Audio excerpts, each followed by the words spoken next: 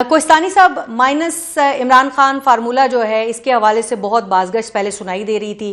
اب یہ ہے کہ جو D G I S P R کی پریس کانفرنس تھی اس کے بعد اب جو وفاقی وزراء ہیں ان کے بیانات بہت سخت آ رہے ہیں اور دو ٹوک آ رہے ہیں کہ اب اگر تحریک انصاف کا کوئی مستقبل ہے تو وہ مائنس بانی پی ٹی آئی ہے. اس پر آپ کیا کہیں گے؟ کیا یہ اب اسی طرف معاملات چل رہے ہیں؟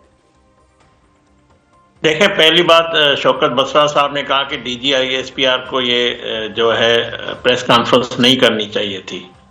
اگرچہ ان کا بانی پی ٹی آئی نشانہ بنائیں گے field marshal chief of army staff جو سپہ سالار بھی ہے فوج کا، اور فوج ہم سمجھتے ہیں پاک فوج کو انہوں نے نشانہ بنایا ہے، اس کی ذات کی بات نہیں ہے، اور وہ پوری فوج کو ریپرزینٹ کرتے ہیں اور اسی کے حکم پہ دشمن کی جان بھی لیتے ہیں فوج کے جوان، اور اسی کے حکم پہ وہ جان اپنی دیتے بھی ہیں.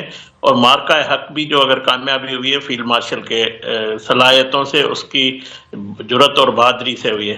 اس کو جب نشانہ بنایا گیا یا مسلسل، آج نہیں، یہ پہلا ٹویٹ نہیں، اس سے پہلے بھی کرتے رہے، ساری جو ریڈ لائن تھی انہوں نے کراس کیے، تو جواب ظاہر ہے آئی ایس پی آر دے گا. اور یہ میں سمجھتا ہوں D G I S P R نے پوری قوم کی ترجمانی کی ہے، سب کی ترجمانی کی ہے. لیکن وفاقی حکومت کا جو سٹینس ہے اس کو آپ کیسے دیکھتے ہیں کھیلداس کوہستانی صاحب؟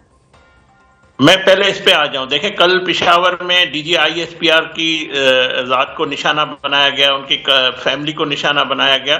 اب جس روش پہ یہ جماعت چل رہی ہے، جماعت تو بچی نہیں ہے، یہ ایک فسادی انتشاری ٹولہ ہے، اور ٹولے میں بھی ٹولیاں ہیں.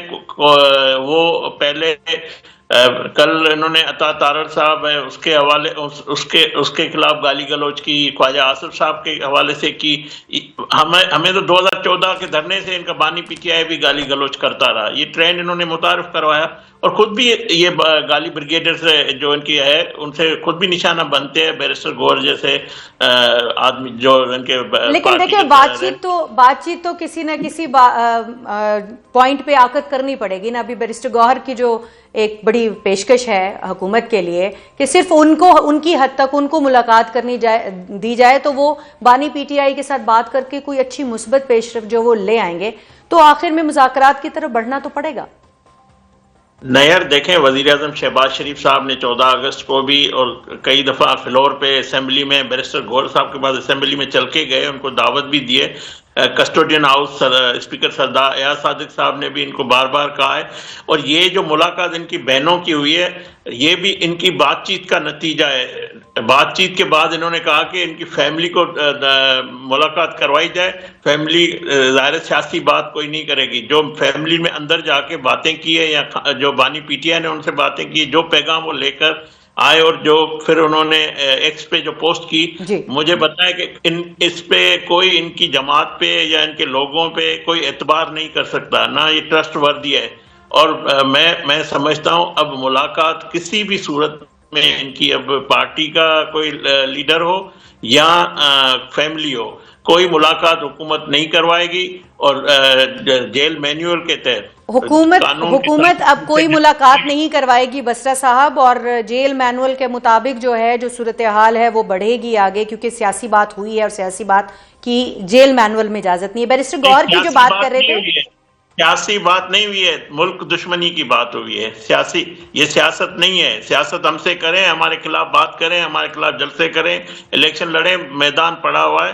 یہ سیاسی بات نہیں ہوئی، یہ ملک کی سلامتی کا بات ہے. یہ وہ بات ٹھیک ہے کوہستانی صاحب، میں ذرا بسرا صاحب کی طرف جاؤں گی. بسرا صاحب، ایک تو یہ بات، اس کو بھی رسپونڈ کیجئے گا. دوسری بات یہ ہے کہ اب الیکشن کمیشن آف پاکستان نے، بیرسٹر گوہر کی ہم بات کر رہے تھے، تو بیرسٹر گوہر کو تو جو ہے وہ چیئرمین پی ٹی آئی ماننے سے انکار کر دیا ہے. دوسری طرف جو سیاسی حیثیت ہے پی ٹی آئی کی، وہ بھی کوئی ہمیں دگرگوں صورتحال دکھائی دے رہی ہے. اپوزیشن لیڈر آپ کا نہیں بننے دیا جا رہا، نہ ہی وہ جو ہے وہ ظاہر ہے اس کے حوالے سے ایک اسپیکر صاحب نے خط لکھ دیا ہے.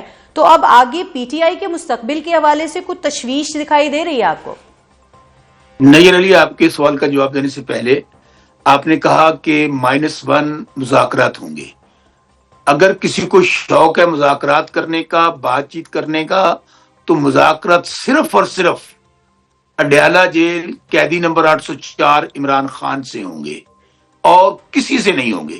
اور آپ کو یاد ہوگا جب اس فارم 47 کی حکومت سے ہم نے مذاکرات کیے سے 6 مہینے پہلے، تو جب مذاکرات ہو گئے تو ہم نے کہا ہماری خان صاحب سے ملاقات کروائیں، تو ان بیچاروں کی اتنی بھی حیثیت اور اوقات نہیں تھی، ہمیں کہنے آج لگے ہم مریم ملاقات اورنگزیب نہیں صاحبہ کریں۔ نے تو یہ بھی کہا ہے کہ اب خان صاحب سے ملاقات اور مذاکرات دونوں صرف کسی ڈاکٹر کے ذریعے ہوں گے کیونکہ ان کو ذہنی مریض قرار دیا گیا ہے۔ اچھا وہ میں کہتا نا، اصل میں ذہنی مریض میں اور خوش آمدید ٹولے میں فرق صرف اتنا ہے، ذہنی مریض وہ ہیں جو بوٹ چاٹتے ہیں، اور جو میں سمجھتا ہوں کہ اس وقت کھڑے ہیں کہ ہم آئین اور قانون کی بات کرتے ہیں، رول آف لا کی بات کرتے ہیں، ان کے متعلق آپ جو مرضی کہتے رہیں، صرف میں آپ کو جواب یہ دینا چاہ رہا تھا۔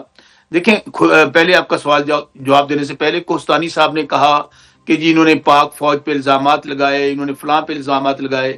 کوہستانی صاحب، یاد ماضی عذاب ہے یار، چھین لے مجھ سے حافظہ میرا۔ یہی میاں نواز شریف تھے، sitting chief of army staff, general Bajwa, D G I S general Faiz, Gujranwala جلسے میں جو انہوں نے لغو اور بےہودہ گفتگو کی موجودہ سٹنگ آرمی چیف کے متعلق اور ڈی جی آئی ایس کے متعلق، آپ چلائے نہ ذرا۔ پھر سیکنڈلی، یہی مریم بی بی جو ہاری ہوئی ہیں فارم 47 کی جعلی وزیر اعلی ہے، کراچی میں انہوں نے کھڑے ہو کر انہوں نے کہا ادارہ ایک اور دو لوگ نہیں ہوتے۔ اس وقت بھی اشارہ ان کا یہ تھا کہ آرمی چیف اور D G I S I یہ ادارہ یہ نہیں ہے، یہ الگ ہیں، فوج الگ ہے۔ اچھا میں جو بھی آپ کو سوال کہتی میں نے ہوں تو آپ پوچھا کو تھا اس کا جواب دیں بسر صاحب۔ چیئرمین پی ٹی آئی کو بیرسٹر گوہر کو ہے جو ای سی پی نہیں مان رہی ہے، آپ کی party as Tehreek Insaf registered نہیں ہے، تو اب آپ کو پارٹی کا مستقبل کیا نظر آ رہا ہے؟ نیر علی، ہم تو 3 سال سے ہم پر سن لیں جی نیر علی، تحریک انصاف پر 3 سال سے پابندی لگی ہوئی ہے، ہم نے آزاد حیثیت میں الیکشن لڑا ہے، یہ نہ مانے چیئرمین، یہ لگا دیں پابندی پارٹی پر۔ تو مجھے ایک بات بتائیں کہ عمران خان جو 25 کروڑ لوگوں کے دلوں میں بستا ہے، جو ہر بزرگ کا، ماں کا، بہن کا، بیٹی کا، ہر قسم کا نوجوانوں کا جو آئیڈیل ہے، جو کہتے ہیں کہ جان اللہ دی ووٹ خان دا، عمران خان کو 25 کروڑ عوام کے دلوں سے کس طرح نکالیں گے یہ لوگ؟ پہلے بھی بڑی پابندیاں لگتی رہی۔ دیکھیں بدقسمتی پاکستان میں یہی ہے، ایک لمبی ہسٹری ہے کہ یہاں پر جو پاپولر لیڈرشپ ہوتی ہے وہ آپ شروع ہو جائیں، مجیب الرحمان سے میجورٹی تھی، اس کو غدار ڈکلیئر کر دیا گیا، اور سانحہ ہوا پاکستان کا جب پاکستان دو لخت ہو گیا۔ پھر آپ دیکھیں کہ فاطمہ جناح جو کہ قائد محمد علی کی بہن تھی، ان کو غدار ڈکلیئر کیا گیا۔ دین پھر شہید ذوالفقار علی بھٹو، شہید بی بی، ان کو غدار ڈکلیئر کیا گیا، اور سب سے حد ابھی کوہستانی صاحب تو آج کل تو ان کو پتہ ہے بیچاروں کو اب ہماری حیثیت کونسلر بننے کی نہیں ہے، خود نواز شریف ہار گیا تو خود نواز شریف کو آج سے 4 سال پہلے کہا گیا کہ ڈان لیکس کی ہیں، یہ غدار ہے۔ اب ان بیچاروں کی مجبوری ہے، ان کو وہ لے کر آئے ہیں، اس لیے ان کے منہ سے یہ باتیں سنتی ہیں۔ عمران خان تو یہ کہتے ہیں فوج بھی میری، ملک بھی میرا، وہ تو یہ کہتے ہیں کہ عمران خان سے زیادہ نہیں دیکھیں وہ تو